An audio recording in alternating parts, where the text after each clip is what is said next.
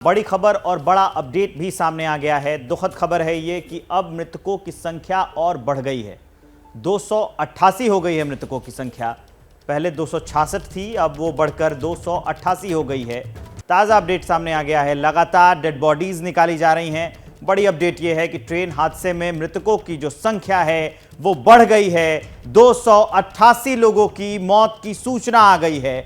ओडिशा में जो ट्रेन हादसा हुआ, ओडिशा की मंत्री है प्रमिला मलिक, उन्होंने बयान दिया है कि 288 लोगों की इस हादसे में मौत हुई है। नवीन पटनायक जो ओडिशा के मुख्यमंत्री हैं, उनकी तस्वीर आपके टीवी स्क्रीन पर है। अभी तुरंत वहां पर पहुंचे हैं। उनके साथ में रेल मंत्री अश्विनी वैष्णव मौजूद हैं।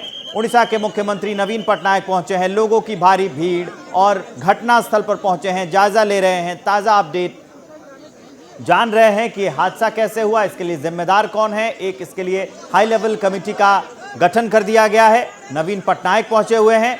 वहां पहले से अश्विनी वैष्णव मौजूद थे। ये 3 ट्रेन के टकराने से जो हादसा हुआ उसका अपडेट जानने के लिए जो तस्वीरें आ रही हैं इस ट्रेन हादसे में, वो ये बयां करने के लिए काफी हैं। कोरोमंडल एक्सप्रेस टकरा गई थी और उसके पीछे से जो ट्रेन आ रही थी, आप इस हादसे की कल्पना करें, उस भयावह स्थिति की कल्पना करें कि जो लोग पीछे के ट्रेन में बैठे थे उनको पता नहीं था कि वो इतना बड़ा हादसा होगा, क्योंकि वो बिना सूचना के अगर अनजाने में लोग धक्का मार देते हैं एक दूसरे को तो वो डर जाते हैं, गिर जाते हैं और चोट ज्यादा तेज लगती है और चोटों के मुकाबले। यहां लोग बैठे हुए थे इस उम्मीद में कि उनकी ट्रेन सुरक्षित जा रही है और उनके डेस्टिनेशन तक, उनके गंतव्य स्थान तक पहुंचा देगी। लेकिन एक ट्रेन पहले से डिरेल हुई और पीछे से आती ट्रेन जिसमें यात्री सवार थे, उनको पता नहीं था कि उनके साथ क्या होने वाला है, उनकी जान जाने वाली है। और अचानक से यह हादसा हुआ, ट्रेन आकर टकरा जाती है। उसके बाद जो मंजर है, मनोज्ञा जो ग्राउंड जीरो पर मौजूद है, जो तस्वीरें दिखा रही थी, ट्रेन की जो तस्वीरें आई हैं वो इतनी भयावह है, इतनी खतरनाक है। 2 डिब्बों को जोड़ने के पास जो प्लेट होती है वो प्लेट टेढ़ी हो गई है, टूट गई है, किसी का सामान बिखरा है। तो इससे अंदाजा लगाया जा सकता है कि यह रेल हादसा कितना भयंकर था, कितना विभत्स था। कोई बचा ही नहीं है। कुछ ट्रेन के डिब्बे तो ऐसे हैं, अब लगातार डेड बॉडीज निकाली जा रही हैं। कुछ डेड बॉडीज जो है ट्रेन के डिब्बे के टकराने की वजह से आपस में फंस गई हैं, एक दूसरे में फंस गई हैं। अब उसको जो लोहे का हिस्सा है उसे काट कर तब निकाला जा रहा है। लगातार ODRF, Odisha disaster rapid action force, वो वहां पर मौजूद है। NDRF जो है वो भी वहां पर लगातार रेस्क्यू ऑपरेशन कर रही है। और देखिए तस्वीरें लगातार हम आपको दिखा रहे हैं। मनोज्ञा भी वहां से आपको ग्राउंड जीरो से हर एक तस्वीर दिखा रही हैं। वो तस्वीर जो डराने के लिए काफी हैं, लोगों को परेशान करने के लिए काफी हैं। कभी हमने सोचा नहीं इस तरह की तस्वीर देखने को मिलेगी न्यू इंडिया में। मनोज्ञा इस वक्त फोन लाइन पे हमारे साथ मौजूद है। मनोज्ञा, तस्वीरें अपने दर्शकों को हम दिखा रहे हैं। एक तरफ वो पूरा रैकेज पड़ा हुआ है, दूसरी तरफ खुद नवीन पटनायक मौजूद है, रेल मंत्री अश्विनी वैष्णव मौजूद है। इन सबके बीच बड़ा सवाल ये खड़ा होता है, रेस्क्यू तो और तेज होना ही चाहिए, साथ ही साथ जिम्मेदारी कौन ले रहा है? अभी तक किसी अधिकारी से, रेलवे के अधिकारी से आपकी बात हुई? DME, सीनियर DME, DRM, किसी से? देखिए, रेल मंत्री ने खुद कहा है कि कमेटी का गठन किया गया है और इस कमेटी के गठन में जो जांच में आएगा उसके आधार पर ही आगे की कार्रवाई होगी। फिलहाल रेलवे के लिए सबसे बड़ी चुनौती है कि किस तरह से ट्रैक को खाली करा के इस पर आवाजाही ट्रेन की दोबारा शुरू की जाए। उसका पहला कारण ये है कि कल से लेकर अभी तक दर्जनों ट्रेन कैंसिल हो चुकी हैं और इनके रद्द होने के कारण लाखों लोग परेशान हैं, जिनकी टिकट कैंसिल होती है, जो कई महीनों से अपनी प्लानिंग करके चलते हैं। लेकिन इस समय उससे बड़ी चुनौती है कि कम से कम ट्रैक सुरक्षित हो या सारी फिक्स को चेक करके, पूरी आवाजाही चेक करके। इस समय इलेक्ट्रिसिटी भी पूरी बंद कर दी गई है। जब तक रेस्क्यू ऑपरेशन चलता है तब तक हर तरह की विद्युत व्यवस्था को बंद रखा जाता है, ध्यान में रखते हुए कि कहीं किसी को चोट न लग जाए। अगर करंट आ गया तो जो सुरक्षा कर्मी और जो जहाँ पर राहत कर्मी काम कर रहे हैं उन्हें किसी तरह की दिक्कत ना आए, इसलिए जनरेटर्स का इस्तेमाल किया जाता है इस पूरी रेस्क्यू ऑपरेशन में यूजुअली। लेकिन यहाँ पर स्थिति और ज्यादा खराब है, क्योंकि जहाँ 1 ट्रेन 2 ट्रेन गिरती है, यहाँ 3 ट्रेन एक के ऊपर एक है। ऐसे में मालगाड़ी को तो किसी तरह हटाया गया है, लेकिन अब इन बोगियों को हटाने के लिए क्रेन मंगाई जा रही हैं।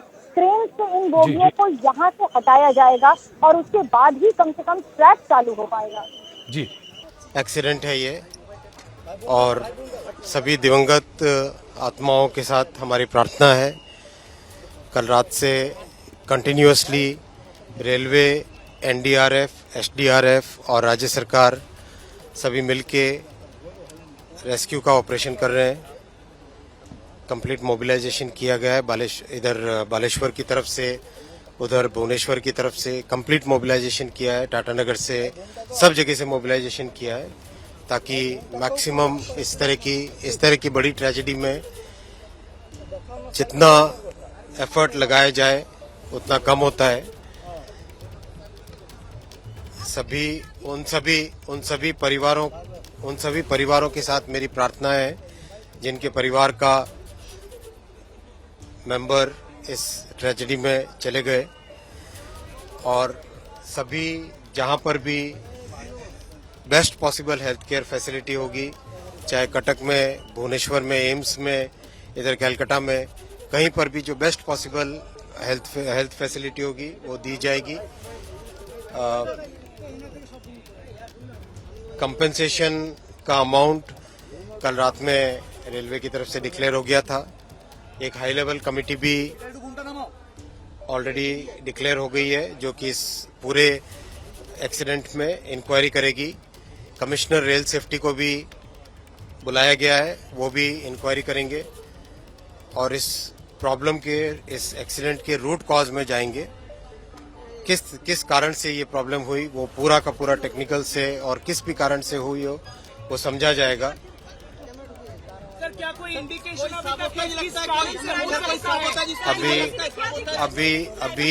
अभी सारा का सारा फोकस रेस्क्यू पे है और कंप्लीट फोकस है जिस तरह से जिनके भी गहरी चोटें आई हैं उनको ठीक जगह पे पहुंचा के उनका इलाज कराया जाए और परिजनों के पास ठीक खबर पहुंचे।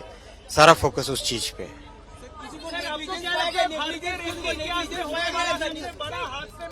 अभी तक क्या है आपके आंकड़े से? देखो,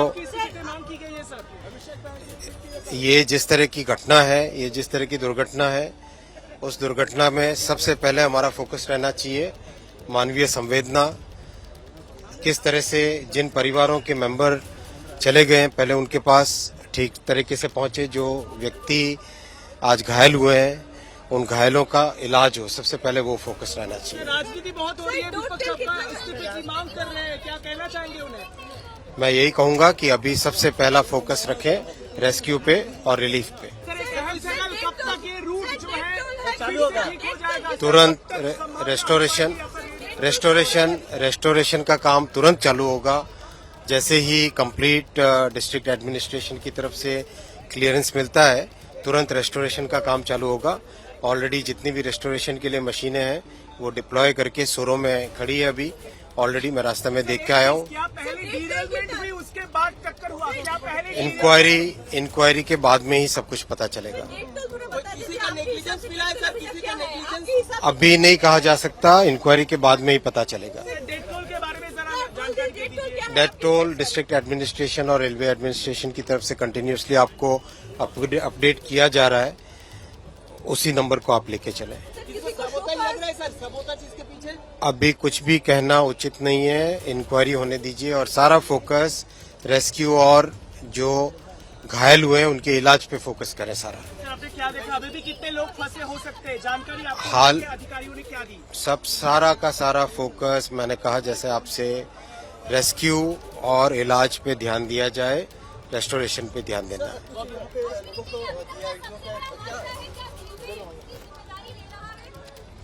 मैंने कहा पूरी जानकारी, पूरी इंक्वायरी की जाएगी, कंप्लीट इंक्वायरी की जाएगी डिटेल्ड में।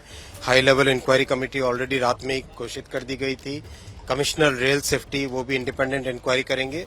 तो अब तक क्या कुछ इस पूरे मामले में हुआ है, कितने मंत्री वहां पहुंच रहे हैं, लगातार एक्शन लिए जा रहे हैं, वो पूरा अपडेट हम आपको बता दें कि अब तक 233 लोगों के मौत की पुष्टि हो गई है। हादसे में 900 से ज्यादा लोग, करीब 1000 लोग जख्मी हो चुके हैं। 13 घंटे से ज्यादा का वक्त हो गया, रेस्क्यू ऑपरेशन चल रहा है। अभी भी बोगियों में यात्री फंसे हैं। रेस्क्यू ऑपरेशन में 600 जवान जुटे हैं। यह बड़ी संख्या है। रेल मंत्री अश्विनी वैष्णव मौके पर पहुंच चुके हैं। उन्होंने दौरा किया। नवीन पटनायक जो उड़ीसा के मुख्यमंत्री हैं वो कुछ देर में मौके पर पहुंचने वाले हैं जहां घटना हुई। ममता बनर्जी जो पश्चिम बंगाल की मुख्यमंत्री हैं वो भी बालासोर पहुंचेंगी। ओडिशा में आज राजकीय शोक का ऐलान कर दिया गया है। मुंबई गोवा वंदे भारत एक्सप्रेस का उद्घाटन जो आज होना था उसे रद्द कर दिया गया है। यह है पूरा मामला। ये तस्वीरें, ताजी तस्वीरें हम आपको बालासोर से दिखा रहे हैं। रेल मंत्री अश्विनी वैष्णव पहुंचे हैं, उनकी टीम उन्हें ब्रीफ कर रही है और वो हाल जान रहे हैं, समझने की कोशिश कर रहे हैं कि यह हादसा कैसे हुआ। जांच के आदेश दे दिए गए हैं। लगातार अपडेट पर नजर बनाए हुए हैं हम। यह बहुत बड़ा हादसा है। पिछले कई दशकों में इतना बड़ा ट्रेन हादसा नहीं हुआ। तो सवाल उठता है कि आखिर इसमें गलती किसकी थी, लापरवाही किसकी सामने आई। स्टेशन पास में थे, पटरियों की चेकिंग कर दी गई थी, तो गाड़ी डिरेल कैसे हुई? अगर ये गाड़ी डिरेल हुई भी तो पीछे से जो ट्रेन आ रही थी उसे सूचना क्यों नहीं दी गई? ऐसे सवाल भी हैं, काफी बेसिक सवाल हैं जो पैदा होते हैं। दो तस्वीरें आपकी टीवी स्क्रीन पर। पहली तस्वीर जिसमें रेल मंत्री अश्विनी वैष्णव उस हादसे वाली जगह पर पहुंचे हैं, घटनास्थल पर पहुंचे हैं, देख रहे हैं, उनकी टीम उनके साथ है, उन्हें ब्रीफ कर रही है। दूसरी तस्वीर उस दुर्घटना की जिसमें ये 3 ट्रेन आपस में टकरा गई हैं, 233 लोगों की जान चली गई है।